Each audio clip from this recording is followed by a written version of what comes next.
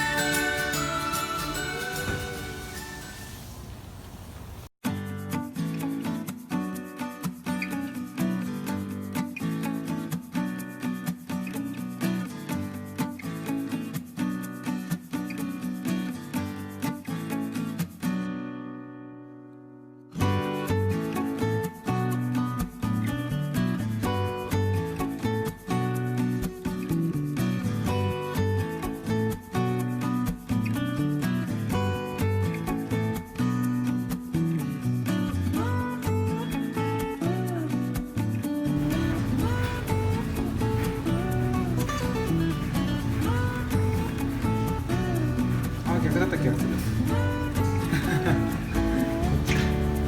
っち向きです。よいしょ。そして、マ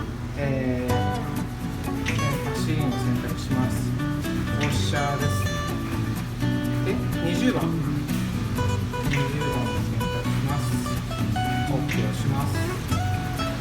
サンドル OK。GoTo 洗濯機の前に行ってくださいと。